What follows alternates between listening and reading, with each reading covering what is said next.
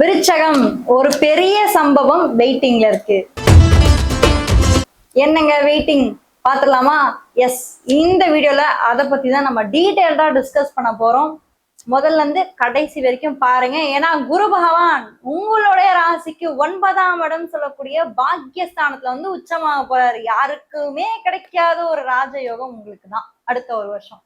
Okay, so இப்போ இந்த குரு பயிற்சி வீடியோக்குள்ள போறதுக்கு முன்னாடி நம்மளோட சேனல்ல புதுசா வந்திருப்பீங்க இல்லையா, நிறைய பேரு சப்ஸ்கிரைப் பண்ணாம பார்த்துருக்கீங்க பாத்தீங்களா. ஒருத்தரும் சப்ஸ்கிரைப் பண்ணி வச்சுட்டு எங்களுடைய சேனலுக்கு மறக்காம உங்களுடைய பெயர் ஆதரவை கொடுங்க. எங்களுடைய சேனலோட வளர்ச்சிக்கு உங்களுடைய சப்போர்ட் ரொம்பவே தேவை மக்களே.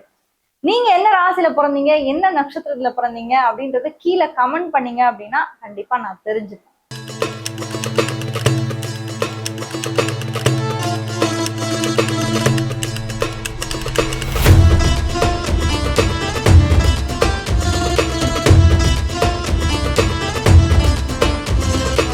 விருச்சகம் காலச்சக்கரத்துடைய 8வது ராசி. எல்லாரும் பயப்படுற ஒரு ராசி விருச்சகம் தான். மறைவு ஸ்தானம், மறைவு வீடு, ஆயுள் ஸ்தானம், ஒருத்தரோட ஆயுள், இதை பத்தி சொல்றது. ஸோ 8 அப்படின்னாலே அந்த இடத்துல ஒரு இனம் புரியாத ஒரு பயம் சொல்லுவாங்க இல்லையா, ஸோ அது வந்து 8 தான்.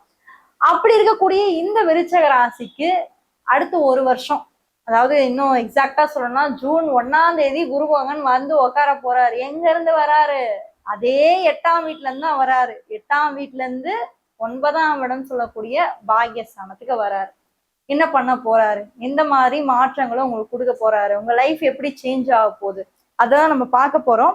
அதுக்கு முன்னாடி அவருடைய பார்வைகள் ரொம்பவே முக்கியங்க. ஏன்னா குரு வந்து தான் இருக்கிற வீட்டுல இருந்து 3 முக்கியமான சிறப்பு பார்வைகளை பார்ப்பாரு. அதாவது ஜோதிடத்துல குரு பயிற்சி தான் நம்ம பேசுவோம், பட் அந்த பார்வைகளுக்கு நம்ம அவ்வளவு முக்கியத்துவம் கொடுக்க இல்லை. பட் இந்த வீடியோல குருவோட பார்வை எங்கெங்கெல்லாம் விழுதுன்னு பாத்தீங்கன்னா உங்களுடைய ராசிக்கு விழுது. அதாவது அவர் எங்க இருந்து பாக்குறாரு, 9ஆம் இடம் சொல்லக்கூடிய பாக்கியஸ்தானத்துல இருந்து உங்களுடைய ராசிக்கு குருவோட பார்வை வந்து விழுது. அடுத்து உங்களுடைய ராசில இருந்து 3ஆம் வீடுன்னு சொல்லக்கூடிய முயற்சி ஸ்தானத்துல அவரோட பார்வை விழுது. அடுத்து ராசிக்கு 5ஆம் வீடுன்னு சொல்லக்கூடிய பூர்வ புண்ணிய ஸ்தானத்துக்கு குருவோடைய 9ஆம் பார்வை வந்து விழுது. இதுதான் வந்து சிறப்பு பார்வைகள். சரிங்க, இந்த பார்வைகள்லாம் என்ன பண்ணும்? இப்ப நம்ம வந்து குரு வந்து பயிற்சி ஆயிட்டாரு, 8ல இருந்து 9ஆம் வீட்டுக்கு வந்துட்டாரு. ஓகே, என்ன மாதிரி சேஞ்சஸ் எல்லாம் நடக்க போகுது அடுத்த ஒரு வருஷம், நீங்க எதெல்லாம் எக்ஸ்பெக்ட் பண்ணலாம்னா ஃபர்ஸ்ட் விஷயம் உங்க ராசியை பாக்குறது தான். அதாவது ஒரு விஷயம் சொல்லுவாங்கல்ல, எங்கெந்தோ ஒரு வெளிச்சம் என் மேல வந்து விழுந்துச்சுப்பா, என் லைஃபே அப்படியே ஒரு மாதிரி சேஞ்ச் ஆச்சு, என் லைஃப் நல்லா இருந்துச்சு அப்படின்னு நம்ம சொல்லுவோம்ல. ஸோ குருவோட பார்வை வந்து உங்களுடைய ராசிக்கு வந்து விழுறது அடுத்த ஒரு வருஷம் எப்படி இருக்கும்னா ஒரு டிரான்ஸ்ஃபர்மேஷனை கண்டிப்பா உங்களுக்கு கொடுப்பாரு. எது ரிலேட்டடா உங்களுக்கு ஒரு டிரான்ஸ்ஃபர்மேஷன் கொடுப்பாருன்னா உங்களுடைய கேரக்டர், உங்களோட ஐடென்டிட்டி. இந்த சமுதாயத்துல நீங்க யாரு, எப்படிப்பட்டவர், இதுக்கு முன்னாடி சமுதாயத்துல நீங்க யாரு எப்படிப்பட்டவன்னு தெரியாமலே இருந்திருக்கும். உங்களுடைய ஒரு ஐடென்டிட்டியோ நீங்க யார் எப்படிப்பட்டவங்கன்னு வெளியே வராமலே இருக்கும். பட் இந்த டைம் நெக்ஸ்ட் ஒரு 1 இயர் எப்படி இருக்கும்னா உங்களுடைய ஐடென்டிட்டி வெளியே கண்டிப்பா வரும்.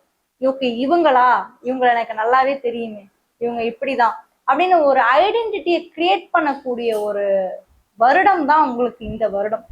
அடுத்து அவர் என்ன பண்ண போறாரு நெக்ஸ்ட் வந்து பாருங்க, 3ஆம் வீடு.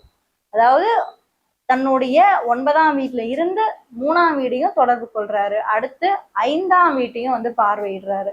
சில பேருக்கு இந்த இடத்துல ஒரு டவுட் வரும், 3, 5 தொடர்பு கொள்றாரே இது யோகமா? ஏன்னா 3ஆம் வீடு அகைன் திரிகோண வீடுகள்ல, ட்ரிக் வீடுகள்ல, ஒரு மறைவு வீடுகள்ல ஒரு முக்கியமான வீடு.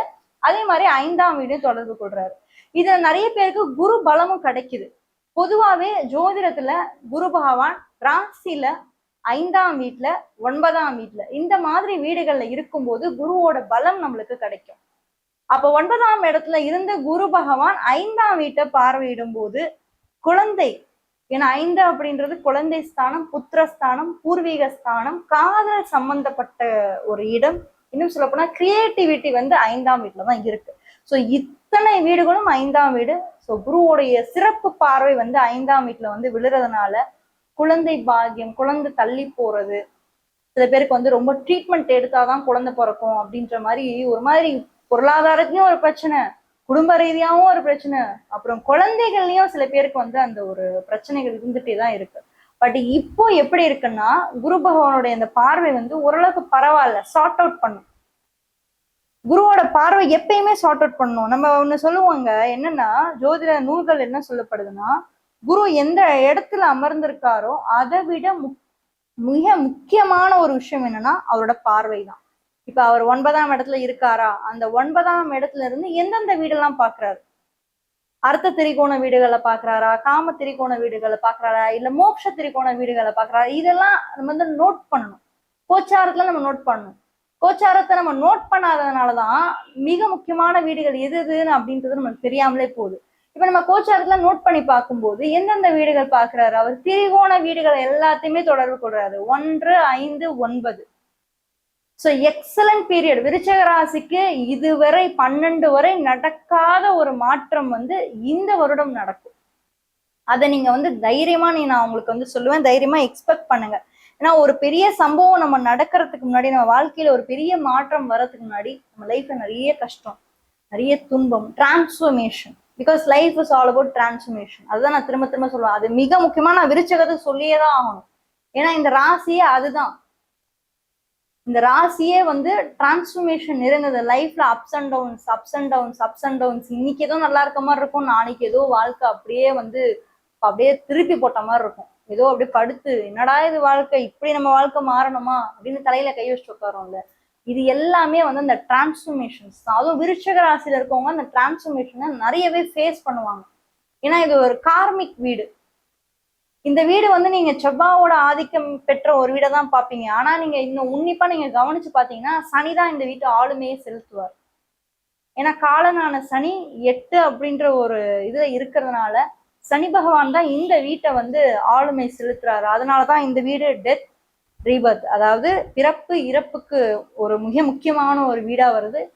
டிரான்ஸ்ஃபர்மேஷன் மாற்றங்களுக்கு ஒரு மிக முக்கியமான வீடா வருது. அச்சம், இது அத்தனையுமே இந்த வீடோட வந்து சம்மந்தப்படுறதுனால்தான் சனி பகவானுக்கு மிக உரிய ஒரு வீடா வந்து நம்ம இதை பாக்குறோம்.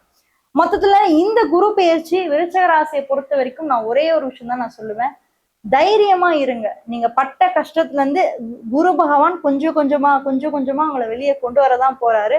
தைரியத்தை மட்டும் விட்டுறாதீங்க. உங்க லைஃப்ல டிரான்ஸ்ஃபர்மேஷன் வரும்ன்றதை நம்புங்க. எந்த மாதிரி கடவுள் வழிபாடு நீங்க பண்ணலாம், அடுத்த ஒரு வருஷத்துக்கு யாரை வழிபட்டா நான் சூப்பரா இருப்பேன் அப்படின்னு நீங்க கேட்டீங்கன்னா முருகர் தாங்க. செவ்வாய் தான் உங்க ராசி நாதனே வந்து செவ்வாய், முருகர் தான், கடவுள் தான். ஸோ நீங்க வந்து முருகரை வழிபடுங்க. அதுவே உங்க லைஃப்ல வந்து மனோ தைரியத்தை கொடுப்பாரு. ஏன்னா தைரிய வீரியத்தின் கடவுளே வந்து முருகப்பெருமான் தான். நம்ம பாக்குறோம். முடிஞ்ச திருச்செந்தூருக்கு போயிட்டு வாங்க. அட்லீஸ்ட் நம்ம மாசத்துக்குலாம் போறது கஷ்டம், ஒரு 6 மாசத்துக்கு ஒரு வாட்டி நீங்க போயிட்டு வாங்க. ரொம்ப பாசிட்டிவான சேஞ்சஸ் உங்க லைஃப்ல வந்து நீங்க கண்டிப்பா நீங்க ஃபீல் பண்ணுவீங்க. நல்லதே நடக்கும். அண்ட் துளாராசியை பத்தி தெரிஞ்சுக்கணும்னா இந்த வீடியோல ஃபர்ஸ்ட் கமெண்ட்ல ஃபர்ஸ்ட் லிங்க்ல கொடுத்துருக்கேன், மறக்காம அதையும் போய் செக் பண்ணுங்க. யாராவது ஒரு ஃப்ரெண்டுக்கு இந்த வீடியோவை நீங்க ஷேர் பண்ணி ஹெல்ப் பண்ணணும், இல்ல அவங்க வாழ்க்கைக்கு இது ஒரு மிக முக்கியமான வீடியோவா இருக்கும்னு நீங்க நினைச்சீங்கன்னா மறக்காம ஷேர் பண்ணி ஹெல்ப் பண்ணுங்க. தேங்க்யூ.